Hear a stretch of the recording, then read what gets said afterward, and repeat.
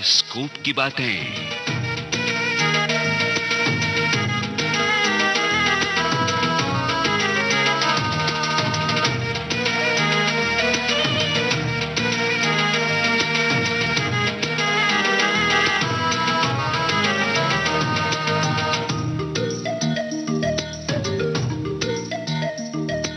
दोस्तों, पॉलिटिक्स और इलेक्शन को लेकर हमारे फिल्मकारों ने बहुत कम कहानियां कही हैं और कही भी हैं तो नजर कहानी पर कम और बॉक्स ऑफिस पर ज्यादा रखी है। ये दूसरी बात है कि ध्यान कहीं और हो तो आदमी अक्सर रास्ते में भटक जाता है। सो जाहिर है राजनीति पर बनी गिनी चुनी फिल्में ही अच्छी कहलाने लायक हो पाईं।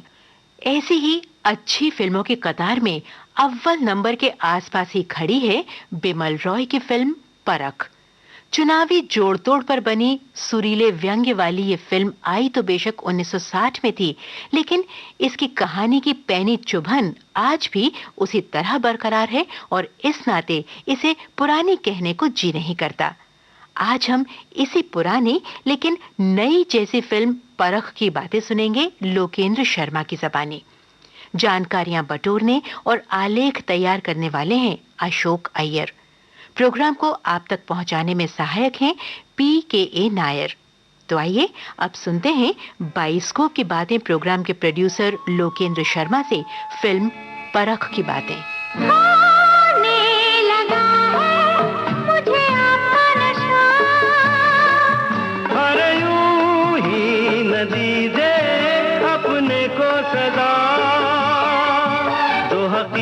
खुल जाए तो सारा नशा उड़ जाएगा।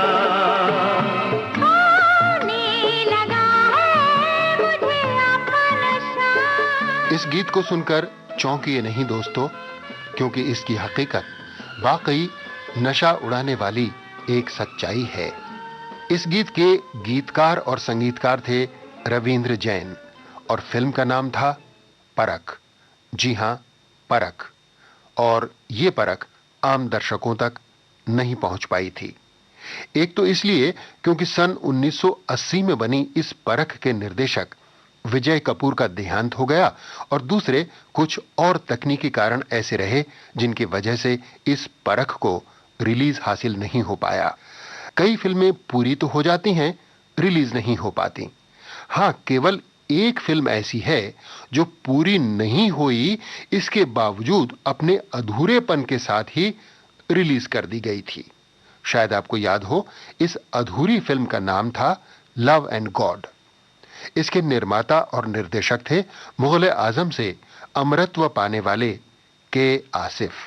बहरहाल सन 1980 में बनी नाथ पिक्चर्स की फिल्म परख पूरी होकर भी रिलीज नहीं हो पाई, और अगर हो जाती तो परख नाम की ये चौथी फिल्म होती। इस नाम की पहली फिल्म सन 1937 में बनी थी द्वारिका पिक्चर्स के बैनर तले। निर्देशक थे बी आप्टे। नूरजहां और राजकुमारी अभिनीत इस फिल्म के संगीतकार थे BS हुगन। फिर परख नाम की दूसरी फिल्म आई सन 1944 में। इसे सोहराब मोदी ने डायरेक्ट किया था और इस फिल्म के दो संगीतकार थे, खुर्शीद अनवर और सरस्वती देवी। सेंट्रल स्टूडियो की इस फिल्म के सितारे थे मेहताब, बलवंत सिंह, शाहनवाज और याकूब। इसके बाद परख नाम की तीसरी फिल्म सन 1960 में आई, और आज हम इसी परख फिल्म की बातें करेंगे, जिसके निर्माता और निर्देशक थे बिमल रॉय।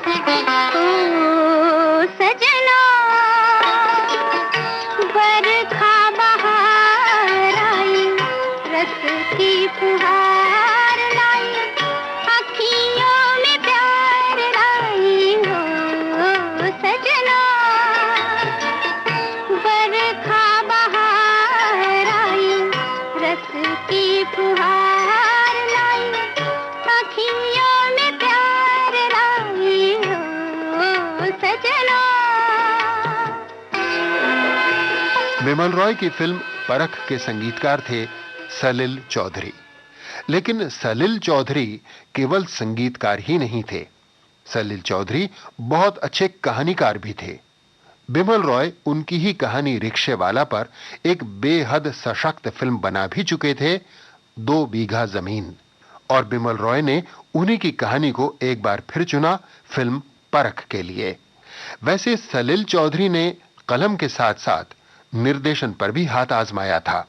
शायद आपको याद हो, सन 1966 में उनके निर्देशन में बनी एक फिल्म आई थी जिसका नाम था पिंजरे के पंछी, और जिसके कलाकार थे बलराज साहनी और मीना कुमारी। सन 1960 में बिमल रॉय की 2 फिल्में रिलीज हुई थीं, उसने कहा था और परख।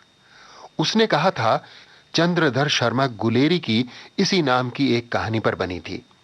इस फिल्म के निर्देशन का जिम्मा बिमल रॉय ने मुनि भट्टाचार्य को सौंपा था। नायक और नायिका थे सुनील दत्त और नंदा। रिमझिम के ये प्यारे प्यारे गीत लिए, झिंगर बोले चिकी मीठी रिमझिम के ये प्यारे प्यारे गीत लिए। फिल्म उसने कहा था में सलील चौधरी का संगीत बेशक हिट हुआ, लेकिन फिल्म फ्लॉप हो गई। और रही बात परख की, तो इसका निर्देशन स्वयं बिमल रॉय ने संभाला। संगीत सलील चौधरी का ही रहा, जिनकी कहानी भी थी। फिल्म परख में बिमल रॉय ने एक और कमाल किया। गीतकार शैलेंद्र से गीतों के साथ साथ फिल्म के संवाद भी लिखवाए, और बेशक शैलेंद्र ने बहुत अच्छे संवाद लिखे। ये लीजिए मनी ऑर्डर। लाओ। अरे सीमा, तुम इसमें ताजुब की क्या बात है? पिताजी रिटायर हुए की नौकरी मेरे, देख क्या रहे हो? सोच रहा हूँ अगर ऐसा पोस्ट मास्टर मिल जाए तो हर रोज मनी ऑर्डर किया करूँ। 60 रुपए लेके तो स्कूल मास्टर हो, रोज मनी ऑर्डर के लिए पैसे कहाँ से लाओगे? गीतकार शैलेंद्र ने फिल्म परख के संवाद तो लिखे ही, कुछ फिल्मों में उन्होंने अभिनय भी किया। ये फिल्में थीं नया घर, मुसाफिर और बूट पॉलिश।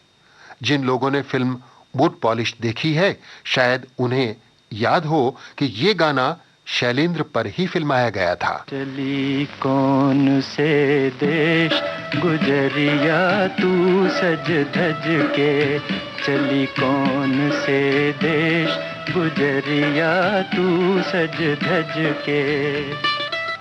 मूल रूप से शैलेंद्र गीतकार थे, लेकिन कभी संवादों और कभी अभिनय के अलावा एक बार उन्होंने फिल्म निर्माण भी किया। राष्ट्रपति पुरस्कार से नवाजी गई फिल्म तीसरी कसम का निर्माण शैलेंद्र ने ही किया था। दुर्भाग्य की बात है कि तीसरी कसम पूरी हुई और शैलेंद्र की जीवन लीला भी पूरी हो गई। बहरहाल, हम फिल्म परख की बातें कर रहे थे। इस फिल्म की हीरोइन थी साधना। साधना की इमेज एक फैशनेबल अभिनेत्री की रही। अपनी पहली फिल्म लव इन शिमला में साधना का ग्लैमरस रोल था। जिन दिनों फिल्म लव इन शिमला बन रही थी, उन्हीं दिनों साधना को पता चला कि बिमल रॉय अपनी नई फिल्म परख के लिए एक हीरोइन ढूंढ रहे हैं। साधना फौरन उनसे मिलने जा पहुंची। सजी धजी मॉडर्न साधना को देखते ही बिमल रॉय ने साफ इनकार कर दिया, लेकिन साधना फिर भी निराश नहीं हुई। उन्होंने बिमल रॉय से 10 मिनट की मोहलत मांगी और बिमल रॉय के ही ऑफिस के ही बाथरूम में जाकर अपना सारा मेकअप धो डाला। कटे सांवरे बालों को पीछे ले जाकर जोड़े की शक्ल में बांधा और दोबारा वे बिमल रॉय के सामने आकर खड़ी हो गईं। साधना की लगन और बदला हुआ रूप देखकर बिमल रॉय सोचने पर मजबूर हो गए और उन्होंने साधना को फिल्म परख की हीरोइन के लिए चुन लिया।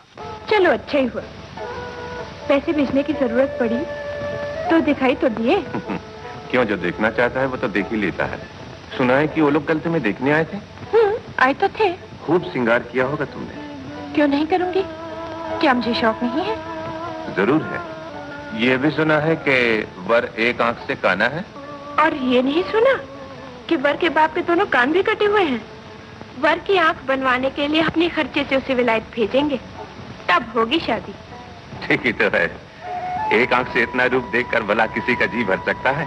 ये साधना की खुशकिस्मती थी कि करियर की शुरुआत में उन्हें अपनी अदाकारी के जौहर दिखाने के 2 चैलेंजिंग मौके मिले।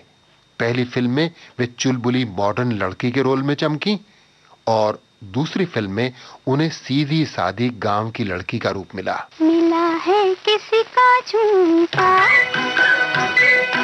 ठंडे ठंडे हरे हरे नीम तले, हो सच्चे मोती वाला झुमका, ठंडे ठंडे हरे हरे नीम तले, सुनो क्या कहता है झुमका, ठंडे ठंडे हरे हरे नीम तले, मिला है किसी का झुमका। शैलेंद्र को इस सिचुएशन पर गीत के बोल सूझ नहीं रहे थे, तो सलील चौधरी ने शैलेंद्र से कहा कि चलो कहीं बाहर घूम कर आते हैं। दोनों आरे कॉलोनी जा पहुंचे। यहाँ खूबसूरत बाग बगीचों में उन दिनों अक्सर फिल्मों की शूटिंग्स होती रहती थीं। वहीं बाग में बैठकर गुफ्तगू करते वक्त अचानक गुड़हल का एक फूल उनके पास आकर गिरा। शैलेंद्र ने फूल उठाया और गुनगुनाने लगे, मिला है किसी का झुमका, और बस गीत का मुखड़ा मिल गया और वहीं पर उन्होंने ये पूरा गाना लिख डाला। फिल्म में ये गीत शुरू होने से पहले साधना को भी गुड़हल का फूल मिलता है और वो उसे उठाकर ये गाना शुरू करती है। जीवन भर का नाता परदेसियों से जोड़ा, आप गए पिया संग मुझे यहाँ छोड़ा, जीवन भर का नाता परदेसियों से जोड़ा, आप गए पिया संग मुझे यहाँ छोड़ा, पड़ा है अकेला झुमका, ठंडे ठंडे हरे हरे नीम तले, ओ मिला है किसी का झुमका। पहले ऐसा सोचा गया था कि फिल्म परख में एक भी गाना नहीं रखा जाए। कितनी अजीब बात होती, कहानी एक संगीतकार की, संवाद गीतकार के और फिल्म से गाने नदारद। लेकिन शुक्र है ऐसा नहीं हुआ, वरना संगीत प्रेमी फिल्म परख के मीठे गीतों से महरूम रह जाते। वैसे तो परख में 5 गाने थे, लेकिन सबसे ज्यादा मशहूर हुआ था ये गाना। ओ सजना बरखा बहार आई, रस की फुहार लाई, अखियों में प्यार लाई, ओ सजना। लता मंगेशकर ने कई बार ये कहा कि ये गाना उनके गाए हुए 10 श्रेष्ठ गीतों में से एक है। दरअसल ये गीत हिंदी में बनने से पहले बंगला में बन चुका था। बंगला गायिका भी लता मंगेशकर ही थीं और संगीतकार भी सलील चौधरी ही। बंगला में इस गीत के बोल कुछ यूं थे, ना जियो ना रोजोनी एकोनी बाकी। बाद में यही बंगला गीत इतना लोकप्रिय हुआ कि हिंदी में भी बना और फिल्म परख का अमर गीत बन गया। तुमको पुकारे मेरे मन का पपीहरा, तुमको पुकारे मेरे मन का पपीहरा, मीठी मीठी आंगनी में जले मोरा जियरा, ओ सजना बरखा बहार आई, रस की फुहार लाई, अखियों में प्यार लाई, ओ सजना। जिन दिनों फिल्म परख बन रही थी, उन्हीं दिनों बासु भट्टाचार्य सहायक निर्देशक के तौर पर बिमल रॉय से जुड़े। शायद इसीलिए फिल्म की पूरी यूनिट उन्हें परख बाबू कहकर पुकारती थी। आइए अब कुछ बातें करें फिल्म परख के नायक वसंत चौधरी के बारे में। तुम नहीं समझोगी, सब अंग्रेजी खाने हैं। तो फिर मुझे बता क्यों रहे हो? ओहो, बिगड़ती क्यों हो? मिस अजंता सिर्फ अंग्रेजी खाना पकाने ही में माहिर नहीं, अंग्रेजी बोलती भी बड़े सर्राटे से है। नीमो के स्कूल में पढ़ी है ना, और पियोनों पर बैठकर जो गाना उन्होंने सुनाया तो वाह वाह, उठकर आने को मन ही नहीं हो रहा था वहां से। तो उठ क्यों आए? जाओ, फिर चले जाओ वहीं। वसंत चौधरी बंगला फिल्मों के कामयाब अभिनेता थे, लेकिन हिंदी फिल्मों में वे चल नहीं पाए। फिल्म परख के काफी अरसे बाद उन्होंने मयूरी और ग्रहण जैसी हिंदी फिल्मों में काम किया। सन 1991 में तपन सिन्हा की बहुचर्चित फिल्म एक डॉक्टर की मौत में भी वसंत चौधरी नजर आए। वैसे 40 बरस के अपने अभिनय करियर में वसंत चौधरी ने करीब 200 बंगला फिल्मों में और लगभग 2000 मंच नाटकों में अभिनय किया। वे पुरानी और दुर्लभ कलाकृतियों के बहुत शौकीन थे। सितंबर सन 2000 में अपनी मृत्यु से कुछ ही दिन पहले उन्होंने श्री गणेश की 101 दुर्लभ मूर्तियों का अपना संग्रह कलकत्ता के इंडियन म्यूजियम को दान किया था। उनके पास सिक्कों का भी दुर्लभ संग्रह था और हाथों से बुने गए दुशालों का भी। वे कलकत्ता के शेरिफ भी रहे। Asiatic society of India and Bangladesh के वे लाइफ मेंबर थे। आइए अब फिल्म परख की कहानी पर आ जाएं। दरअसल परख की कहानी की थीम एक पुरानी विदेशी फिल्म से प्रेरित थी। इस फिल्म में एक अमीर विधवा बरसों बाद अपने वतन लौटती है और फिर से अपने लिए एक योग्य वर की तलाश करती है। उसकी बेशुमार दौलत को देखकर कई सारे लोगों की भीड़ लग जाती है और हर कोई अपने को बेहतरीन वर साबित करने की कोशिश करता है। फिल्म परख में अमीर विधवा की भूमिका 5 लाख रुपए का एक चेक निभाता है, जिसको हासिल करने की खातिर लोग कैसे कैसे रंग बदलते हैं। लेकिन विदेशी कहानी को भारतीय परिवेश में ढालते हुए इसे हमारी चुनाव प्रणाली पर एक तीखा व्यंग्य बना दिया गया।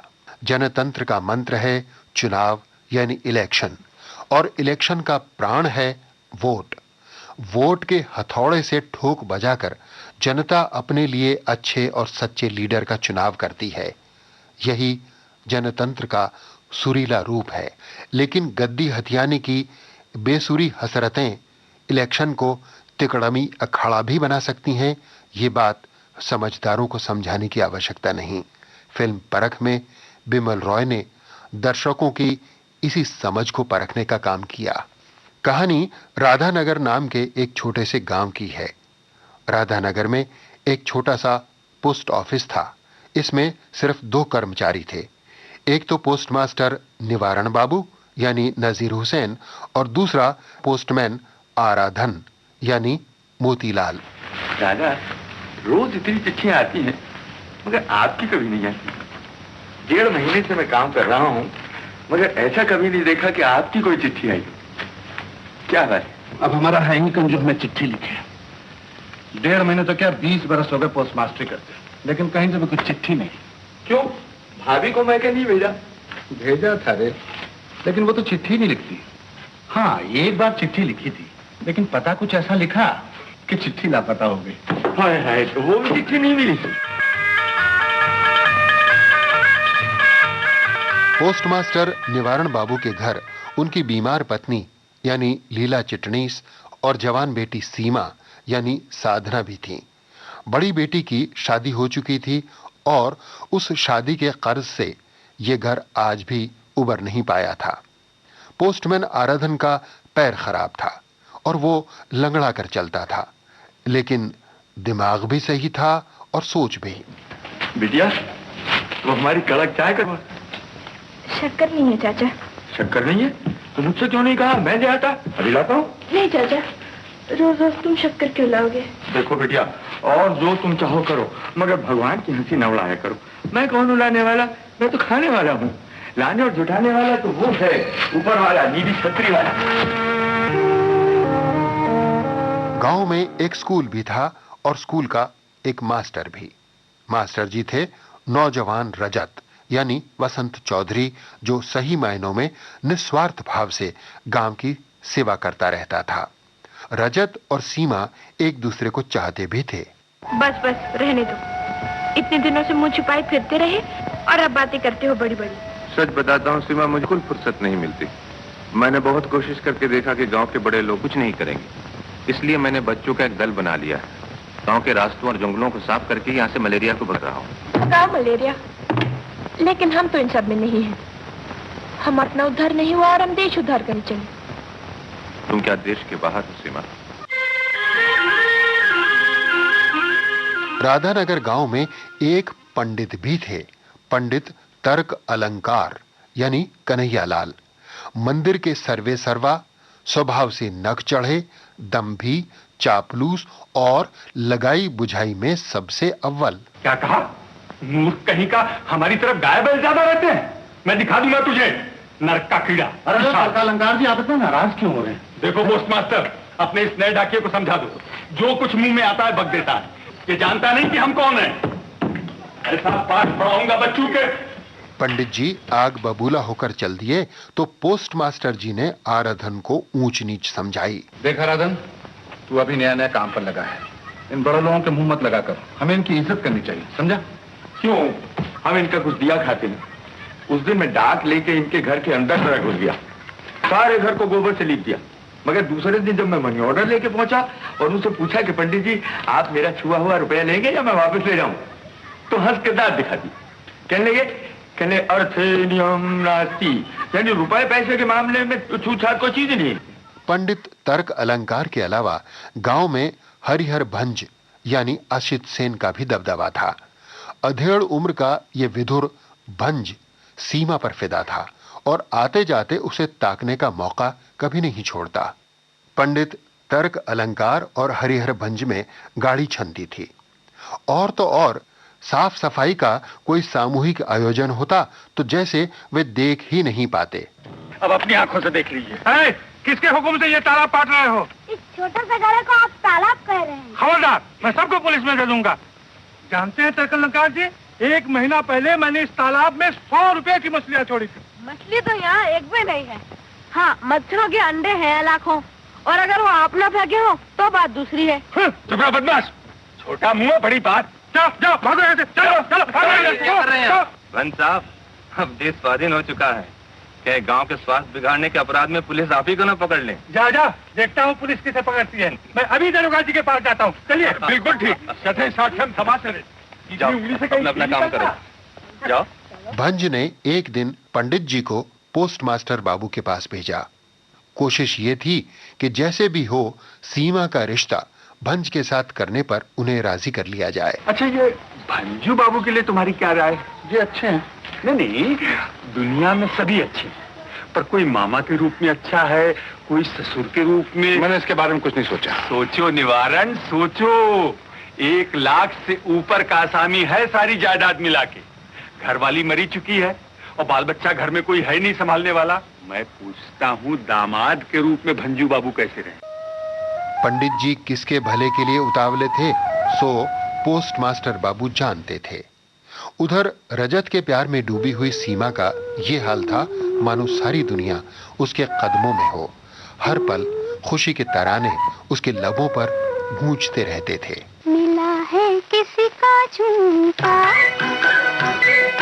ठंडे ठंडे हरे हरे नीम तले, हो सच्चे मोती वाला झुमका,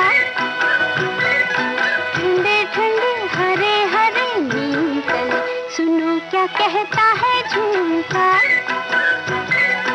ठंडे ठंडे हरे हरे नीम तले, मिला है किसी का झुमका।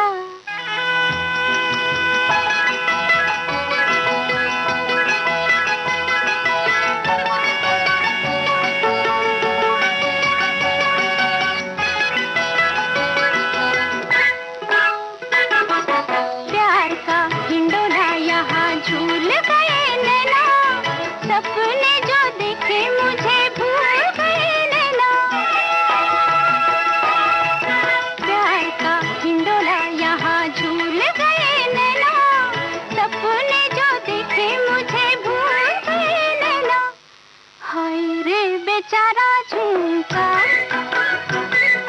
ठंडे ठंडे हरे हरे नीम तले, ओ मिला है किसी का झुमका। अरे बाबा, मैं तो डर ही गई। कब आई? जब तुम गा रही थी। तो इतनी देर पानी में डुबकी लगाए रे? हाँ, एकदम पातालपुरी के राजमहल में पहुंच गया। क्यों? राजकुमारी के खोज में। राजकुमारी की इतनी चाह तो हुए उनके दर्शन, लेकिन पता जरूर मिल गया। क्या पता मिला? उन्होंने राधा नगर में पोस्ट मास्टर जी के यहाँ जन्म लिया है। चौहट सच मानो। और बेचारे राजकुमार की दुर्दशा तो तुम देख ही रही हो।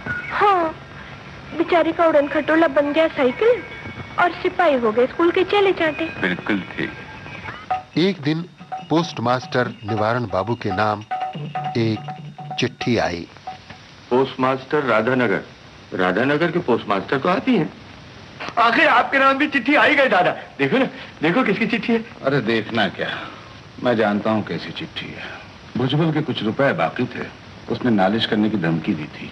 उसी के वकील का नोटिस होगा। दादा पढ़ के देखते लो क्या लिखा है। जब पोस्टमास्टर बाबू ने उस चिट्ठी को पढ़ा तो घबरा से गए। आराधन, क्या हुआ दादा? तो तबीयत खराब है? कोई बुरी खबर तो नहीं है? पोस्टमास्टर बाबू को मिली चिट्ठी ने उनकी रातों की नींद उड़ा दी। उनकी पत्नी ने जब उन्हें करवटें बदलते हुए देखा तो वो भी परेशान हो उठी। आज तुम्हें हो क्या गया है? इतनी रात बीत गई, सोओगे नहीं? देखो बात ये है, आज एक चिट्ठी आई है। अजीब चिट्ठी है वो।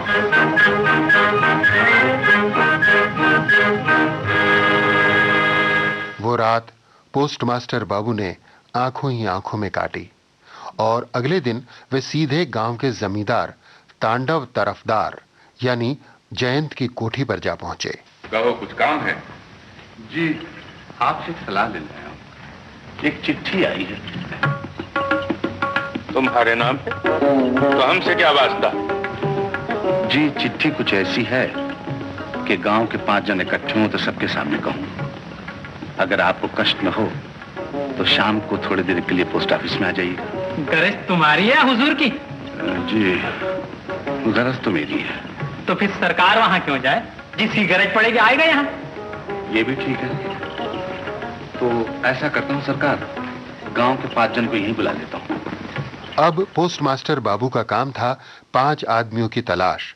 सबसे पहले उन्होंने अपना रुख मंदिर की तरफ किया जहां पंडित तर्क अलंकार एक निर्धन पर कुपित हो रहे थे। अरे अरे अरे, मुझे छुएगा क्या? देख रहा है कि पूजा की थाली हाथ में लिए हूँ। अंधा हो गया तू? चल नीचे चल। शास्त्री जी, मैं तो चरणामृत लेने आया था, अपनी बच्ची के मुंह लगा लेता। बेचारी दोपहर में तड़प तड़प कर मरी जा रही है। देख रहे हो पोस्टमास्टर, अभी भगवान का भोग लगा नहीं और चरणामृत ने पहले दे दी। चल चल, फोटो की बात, चल।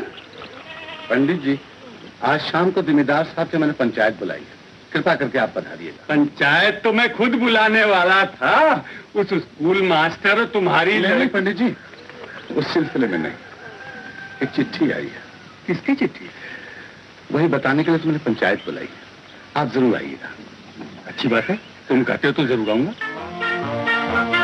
शाम को जमींदार के घर पंडित तर्क अलंकार और हरिहर भंज सबसे पहले पहुंचे और वहां रस ले लेकर पर निंदा पुराण सुनने और सुनाने लगे। आपको भी बुलवा लिया? अरे भाई, ये मामला क्या है? पूछा कि कैसी चिट्ठी है तो कुछ नहीं बताया। जी, क्या कहा आपने? न जाने कैसी चिट्ठी आई है उसके नाम। कह रहा था कि गांव के 5 आदमी इकट्ठे हों तो मैं बताऊंगा। मुझे मालूम है कैसी चिट्ठी है वो। मालूम है? हाँ। तो बताते क्यों नहीं? अजी क्या बताए जमींदार साहब, दौलतपुर के भुजबल को तो आप जानते ही हैं। हाँ हाँ।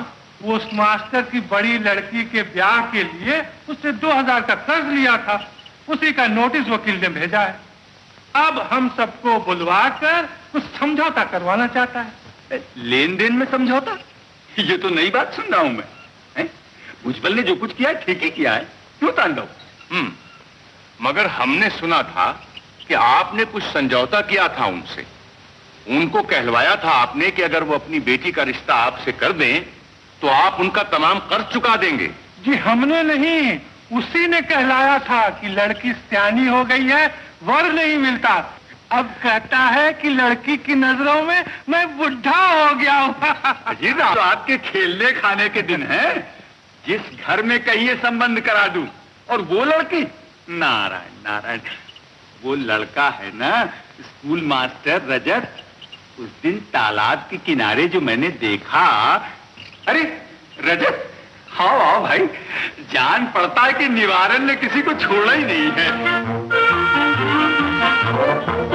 जमींदार के यहाँ जिन 5 लोगों का जमघट लगा, ये 5 लोग थे स्वयं जमींदार तांडव तरफदार, पंडित तर्क अलंकार, हरिहर भंज, गांव के डॉक्टर बाबू और स्कूल मास्टर रजत। इन सभी की मौजूदगी में पोस्ट मास्टर ने उस चिट्ठी का राज खोला।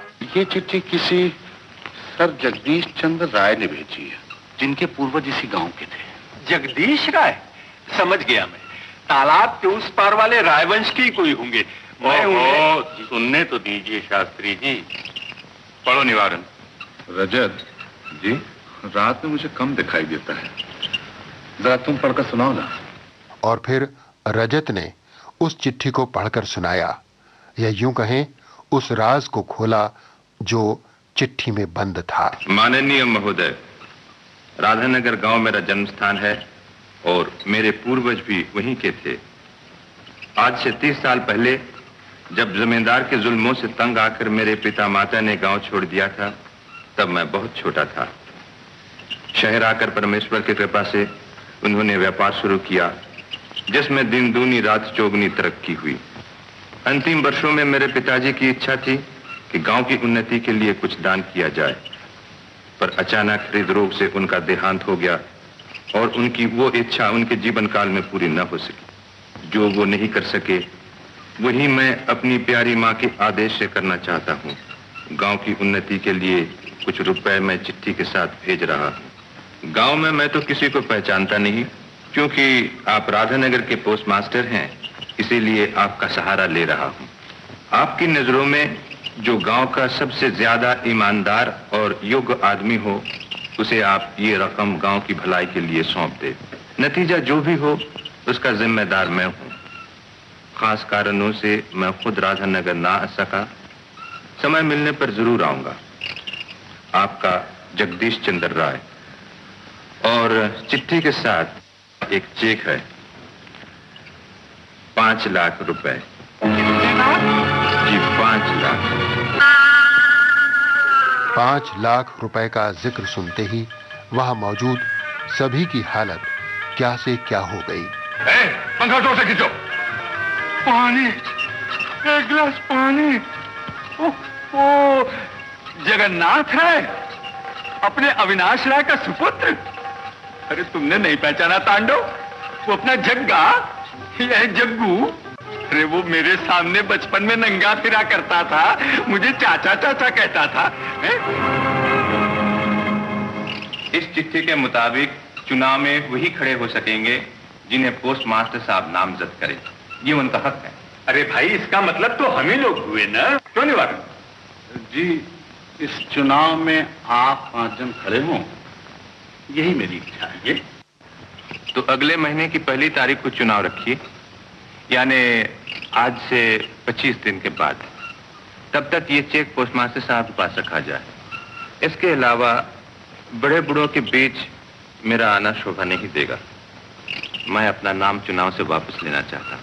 रजत के चुनाव से हटने की बात सुनकर बाकी चारों लोगों की जैसे बाँछें खिल गईं, लेकिन पोस्ट मास्टर बाबू को रजत का यह फैसला जचा नहीं। और रजत, गांव के नौजवानों की तरफ से तुम्हारा खड़ा होना बहुत जरूरी है। इसमें बड़ों की कोई बेइज्जती नहीं। अच्छा, अब इजाजत दीजिए। नमस्ते।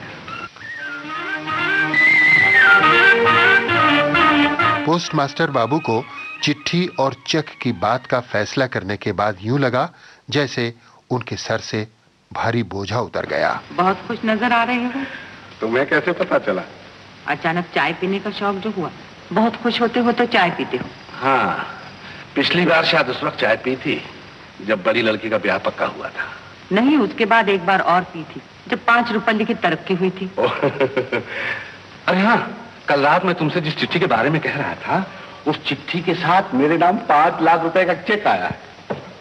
तुम्हें जरा भी ताज्जुब नहीं हुआ? इसमें ताज्जुब की क्या बात है? 5000 रुपए होते तो शायद होता। जरूर किसी ने मजाक किया होगा। अरे मजाक नहीं, एकदम असली चेक है। और चेक के साथ में चिट्ठी, उसमें लिखा है कि गांव के सबसे अच्छे आदमी को रकम दे दी जाए। बस मैं गांव के 5 बड़े जन इकट्ठा करके मैंने चेक उनके हवाले कर दिया। अपने लिए कुछ नहीं रखा? तुम कैसी बातें कर रही हो? उस रकम में से मैं अपने लिए कैसे रख सकता था? रोज इंश्योरेंस मनी ऑर्डर के कितने रुपए मेरे पास आते हैं, उनमें से क्या मैं रख लेता हूँ या रख सकता हूँ? कभी कभी तुम नासमझी की बातें कर जाती हो। हाँ हाँ, मैं ना समझ हूँ। मुझे सब क्यों कहने लगी? मैंने तुमसे कुछ पूछा था? मैं तो हमेशा की मरीज हूँ। मेरे लिए नहीं, बेटी का तो कुछ ख्याल किया होता। पैसे के लिए तुम मुझे बूढ़े के हवाले किए दे रहे हो। हाँ, मेरी बात तो सुनो। मुझे कुछ नहीं सुनना है। हे भगवान, तुम मुझे उठा क्यों नहीं लेते? इस घटना के बाद पोस्टमैन आराधन ने पोस्टमास्टर बाबू से यह कहकर छुट्टी मांगी कि उसे अपनी मां से मिलने जाना है। पोस्टमास्टर बाबू ने उसे छुट्टी दे दी। इसके बाद पर्दे पर जो सीन आया उसे देखकर दर्शक चकित रह गए। लंगड़ाता हुआ आराधन एक आलीशान बंगले में दाखिल हुआ और फिर जैसे कुछ सोचकर वो सीधा चलने लगा। उसका लंगड़ापन जाता रहा और तभी सामने से उसकी मां यानी दुर्गा खोटे आती हुई दिखाई दी। अरे ये क्या वेश बना रखा है? ये तो हराधन का वेश बना रखा है। हराधन? हराधन कौन? तुम वो तो बता दो। ये क्या पागलपन फिर से शुरू कर दिया है तूने? कहाँ था 1.5 महीने से? तुम्हारे ही काम के लिए गया था मैं। मेरा काम? हाँ, तुम्हें याद नहीं? पिताजी की वसीयत के मुताबिक वो 5 लाख रुपए का चेक जो राधानगर मैंने भेजा था, उस वक्त तुम्ही ने कहा था कि ये रुपया किसी गलत आदमी के हाथ में ना पड़ जाए। इसलिए मैं वहां गया। वहां जाके पोस्ट ऑफिस में एक डाकिए की नौकरी कर ली और वहां से छुट्टी लेके अब अपनी माँ के दर्शन करने के लिए आया हूँ। लेकिन तुझे इस पोशाक में देखकर मुझे बड़ा डर लगने लगता है। डर लगने लगता है? क्यों माँ? कुछ ऐसी ही पोशाक में तेरे पिताजी को वो गांव छोड़ना पड़ा था, इसलिए अब तुझे उस जिंदगी के नजदीक जा के देख मेरा रोम रोम कांपता है। माँ तुम बहुत ही भोली हो। मैं कोई असली डाकिया थोड़ी बन गया हूँ। ये तो एक स्वांग है। देखो तो सही तमाशा क्या क्या होता है।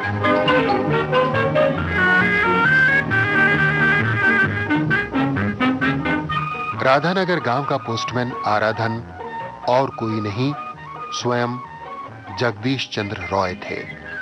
वही जिन्होंने 5 लाख रुपए का चेक उस खत के साथ भिजवाया था और वे गांव में भेस बदल कर रहते थे क्योंकि उन्हें सही आदमी की परख करनी थी। अपनी मां के साथ एक दिन बिताकर सेठ जगदीश चंद्र रॉय वापस राधानगर लौट आए और फिर से आराधन बन गए। उन्होंने देखा कि गांव का सारा माजरा ही बदला हुआ है। सबसे पहले उन्होंने देखा लालची डॉक्टर यानी रशीद खान को। डॉक्टर साहब, आप मेरे यहाँ? अरे इसमें हैरान होने की क्या बात? सुना तेरी बेटी बहुत बीमार है। मोहल्ले में एक मरीज को देखने आया था, सोचा तेरी बेटी को भी देखता तुम। क्या हालत बना रखी है। अरे मार डालेगा क्या? ये ले गोलियां, खालिस विलायती है। हर 2 घंटे के बाद 1 गोली दे देना है? और कल मैं फिर देखने आऊंगा। अगर जरूरत हुई तो सुई भी लगा दूंगा। लेकिन डॉक्टर साहब, तो सब कुछ मैं अपना फर्ज पूरा कर रहा हूँ। तुम लोग अपना फर्ज याद रखो। क्या समझा? आपकी दया कभी नहीं भूलूंगा डॉक्टर साहब। आप तो सचमुच भगवान है। डॉक्टर साहब तो गलती से मृत्युलोक में आ गए। वहां स्वर्ग में इनके लिए हाहाकार मचा हुआ है। पंडित तर्क अलंकार ने जब डॉक्टर का यह ड्रामा देखा तो वे चढ़ गए।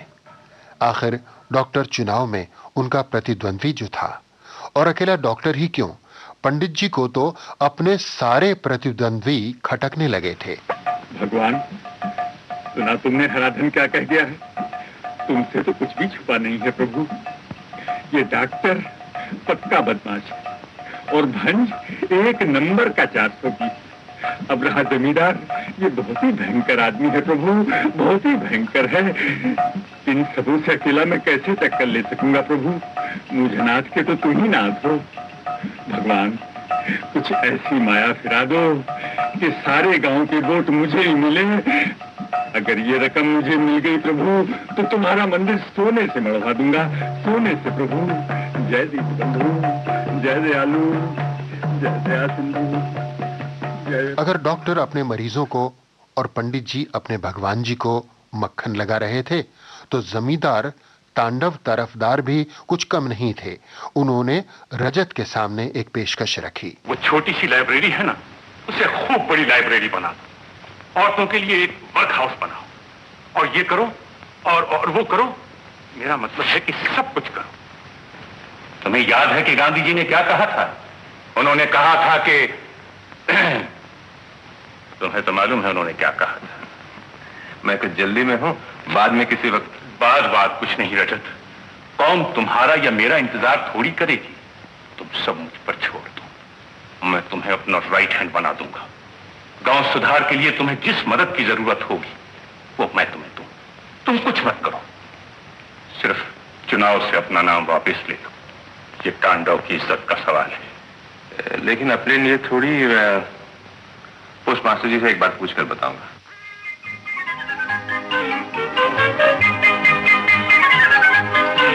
एक दिन शहर से जमींदार तांडव की साली साहिबा अजंता यानी निशी राधानगर गांव आ पहुंची और जब रजत से मिली तो अपना दिल हार बैठी। मगर रजत पर इस शहरी गुड़िया का रंग नहीं चढ़ा। वो तो अब भी मासूम और अल्लड़ सीमा पर दिलोजान से फिदा था। सीमा, एक गाना सुना तुम्हें? मुझे क्या पड़ी है? जो तुम्हें खुद दावत देने आई थी उन्हीं के यहाँ चले जाते, चाय नाश्ता तो मिलता ही, अंग्रेजी गाना भी सुन लेते। फिर तुम्हें रुलाता कौन?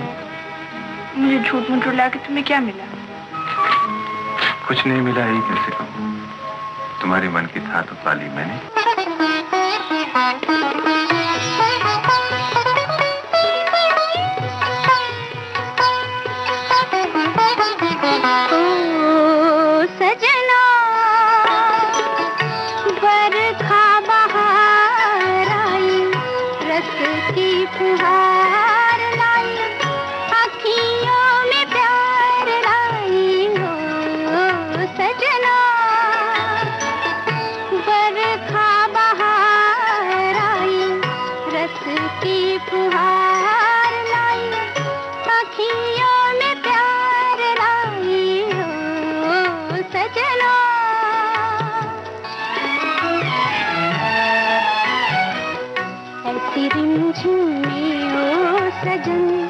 प्यासे प्यासे मेरे नयन तेरे ही ख्वाब में खो गए।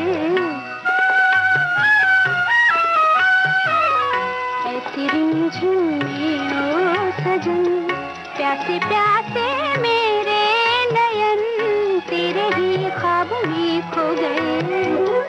सावली सलोनी घटा जब जब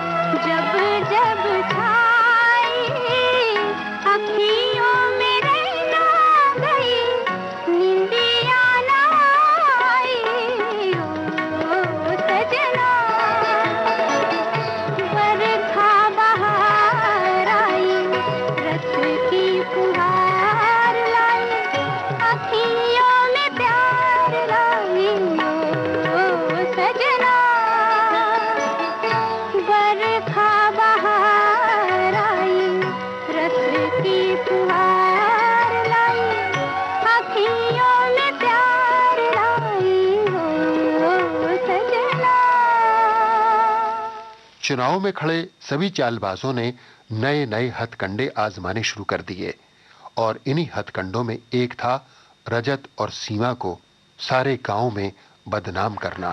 घर आकर लोग ऐसी ऐसी बातें सुनाते हैं कि दूध मरने को दिल करता। कल रात रजत के घर क्यों गई थी? ऐसा क्या जरूरी काम था? इसे मिलना जुलना बंद कर दे। रजत यहाँ आया था, उसे भी मैंने यही कह दिया है।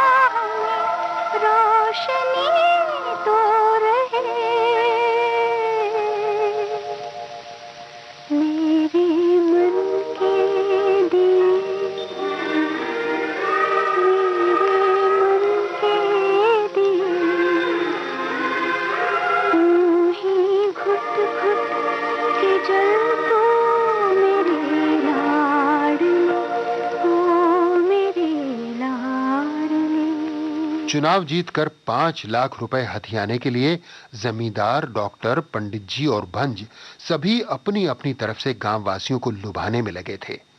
जमींदार साहब ने तो पूरे गांव वालों को एक शानदार न्योता दे डाला। आइए भाइयों, आइए, मुफ्त खाना खाइए। जमींदार साहब की तरफ से सबको न्योता है।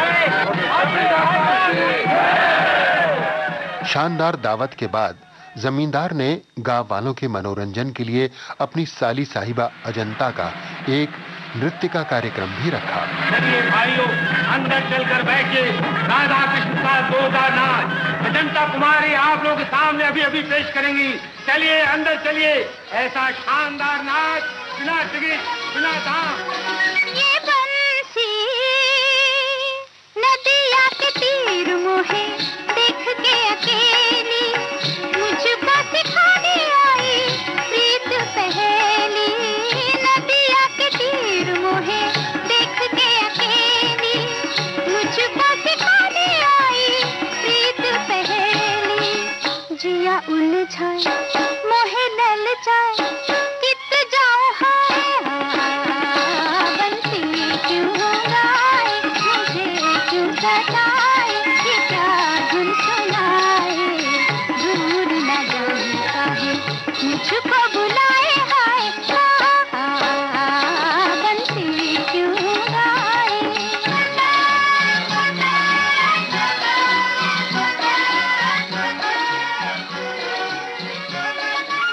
जमींदार साहब गांव वालों को रस और रंग से लुभा रहे थे तो पंडित तर्क अलंकार भी कब पीछे रहने वाले थे।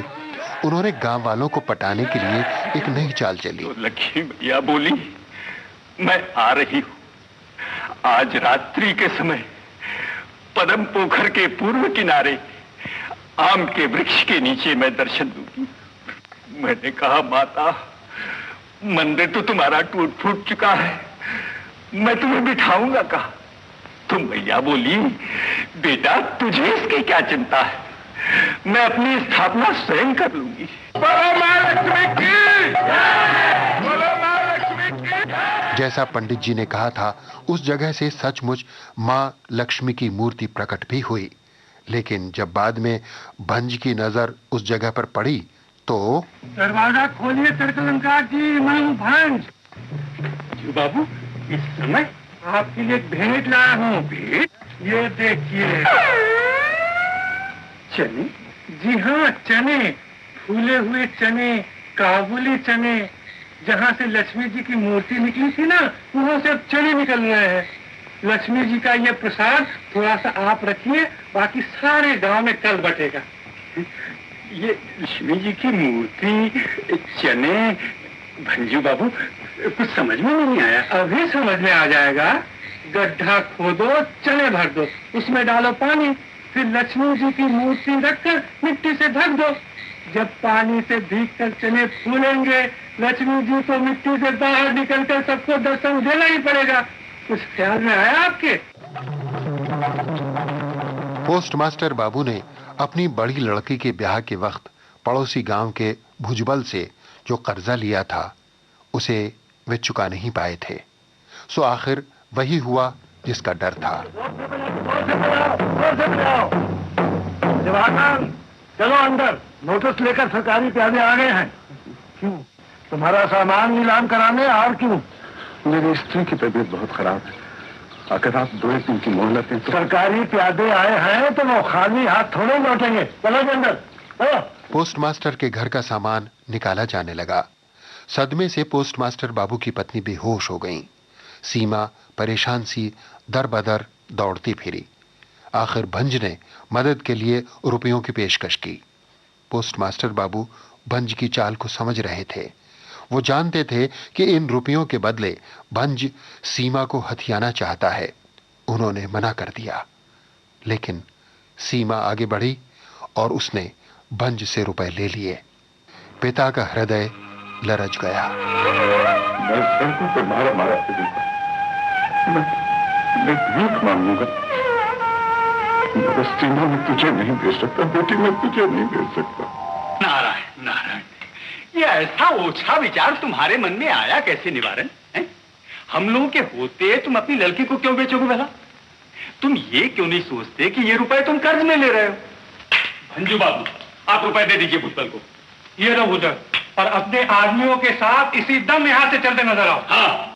पोस्टमास्टर बाबू के घर की नीलामी रुक गई।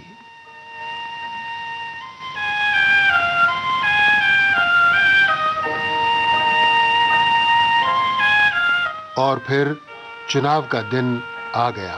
खबर मिली है कि हरिहर भाई ने 200 लाख बुलवा। तो क्या हुआ? हमारे भी तो सब तैयार हैं। हाँ, बस आपके हुक्म का इंतजार है। तुम उन सबको ले जाओ चुनाव की जगह पर और उनसे कहो कि छुप कर हमारे इशारे का इंतजार करें, समझे? और तुम जाके जरूर निकलवाओ। जो हुक्म सरकार। एक एक को देख लूंगा।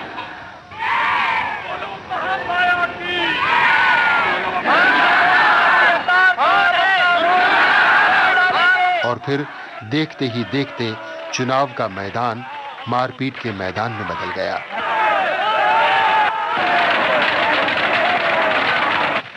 अफरा तफरी के इसी माहौल में सेठ जेसी रॉय अपने असली रूप में सामने आए और लोगों ने देखा कि एक कार से सूट बूट पहने पोस्टमैन आराधन उतर रहा है।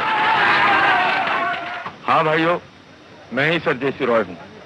इतने अरसे से जो मैं यहाँ हराधन बना रहा, उसके दो कारण थे। एक तो ये कि मैं अपने गांव वालों के साथ, यानी आप लोगों के साथ रहकर आप लोगों को अच्छी तरह समझूं और अच्छी तरह जान सकूं। दूसरे ये कि 5 लाख रुपए की रकम जो मेरी माता जी ने इस गांव की भलाई के लिए भेजी है, किसी नेक और सही आदमी के हाथ में जाए। ये मेरी पूज्य माता जी हैं। इस गांव में से जिस आदमी को भी आप चुनेंगे, मेरी माता जी वो 5 लाख रुपए की रकम अपने हाथ से उनके हाथ में दे देंगे। इनमें से कोई आदमी अच्छा नहीं है, ये सब बाजी हैं। ये रकम इनको नहीं मिलनी चाहिए, इन्हें तो उल्टे सजा देनी चाहिए। आप लोग जोश में ना आइए, उन लोगों को एक ना एक दिन सजा मिलेगी। आज पैसे की कसौटी पर अच्छे और बुरे की परख हो चुकी। आप ही लोग इस गांव में से एक अच्छे आदमी का चुनाव कर लीजिए। मैं ही अच्छा आदमी हूँ, ये शशि है, ये अच्छा आदमी है, ये करीम चाचा भी अच्छे आदमी है, लेकिन हम अपनी बात नहीं कहते हैं। हमसे भी अच्छा आदमी है और आप सब उसे जानते हैं, और वो है अपना पोस्टमास्टर। सभी पोस्टमास्टर के घर पहुंचे। पोस्टमैन आराधन को जेसी रॉय के रूप में देखकर पोस्टमास्टर बाबू हचकिचा गए। आराधन सर, जेसी रॉय, यानी तुम? नहीं, आप मुझे माफ कर दीजिए दादा, आपके लिए तो मैं आराधन ही हूँ। पोस्टमास्टर साहब की जय, पोस्टमास्टर साहब की जय, पोस्टमास्टर साहब की जय। ये सब लोग मेरी जय क्यों बोल रहे हैं? ये आपको बधाई दे रहे हैं। गांव वालों ने एक मत होकर आपको गांव का सबसे अच्छा आदमी चुना है। ये मेरी माताजी हैं। 5 लाख रुपए की रकम ये अपने हाथ से आपको देंगे। 5 लाख रुपए का चेक पोस्टमास्टर बाबू को ही मिला। सही मायनों में वो ही नेक और भले इंसान थे। सेठ जेसी राय की आंखें नम हो आईं, कुछ इसलिए कि सही आदमी को परखने की खुशी थी और कुछ बिछड़ने के दुख में। आप लोग सब खुश हैं, मगर मैं बहुत दुखी हूँ। मेरी लगी लगाई नौकरी छूट गई। उससे भी बड़ा दुख ये है कि आप लोगों को छोड़ के जाना है। आपका प्यार, आपकी मोहब्बत, ये सब चीजें मुझे कहाँ मिली। अच्छा दादा।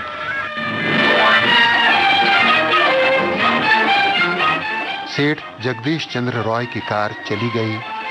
परख पूरी हो चुकी थी। दोस्तों, राजनीति कहानी का अंग बनकर गाहे बगाहे हिंदी सिनेमा के पर्दे पर दिखाई तो देती है, लेकिन अक्सर भौंडे रूप में। लेकिन परख ऐसी निराली फिल्म है जिसे चुनाव की राजनीति पर एक कटाक्ष कहा भी जा सकता है और सहा भी। चुनावी दंगल का जो रूप बेमल रॉय ने सन 1960 में पर्दे पर उतारा, वो आज भी हमारी व्यवस्था पर तंज करता है। आम में उगे खजूर, नीम में फले हैं आम, आम में उगे खजूर, आम में उगे खजूर, नीम में फले हैं आम। डाकुओं ने जोग लिया, चोर भजे राम नाम।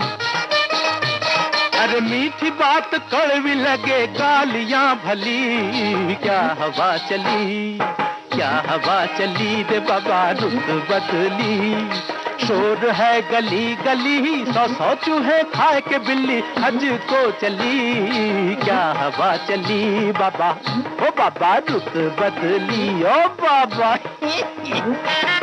फिल्म परख को 3 फिल्म फेयर अवार्ड्स मिले। बिमल रॉय को मिला बेस्ट डायरेक्टर का अवार्ड, और ये उनका बेस्ट डायरेक्टर का 6ठा और आखिरी फिल्म फेयर अवार्ड था। इसके पहले 2 बीघा जमीन, परिणीता, बिराज बहू, मधुमती और सुजाता के लिए भी वे बेस्ट डायरेक्टर का अवार्ड ले चुके थे। अभिनेता मोतीलाल को फिल्म परख के लिए बेस्ट सपोर्टिंग एक्टर का अवार्ड मिला, और जॉर्ज डिक्रूज को बेस्ट साउंड रिकॉर्डिस्ट के अवार्ड से नवाजा गया। दोस्तों, आज फिल्म परख की टीम के अधिकतर सदस्य इस दुनिया में नहीं हैं। बिमल रॉय, शैलेंद्र, सलिल चौधरी, जयंत, कन्हैयालाल, दुर्गा खोटे, बसंत चौधरी, असित सेन, रशीद खान, नजीर हुसैन और लीला चिटनीस जैसे कलाकार संसार से विदा हो चुके हैं। लेकिन भूगोल के साथ साथ कला इतिहास की सीमाओं को भी स्वीकार नहीं करती। कलाकार भले ही चले जाएं, उनकी कला हमेशा जीवित रहती है। ठीक उसी तरह जैसे परख जैसी फिल्मों पर पड़ी समय की धूल उनके महत्व को कभी धुंधला नहीं सकती।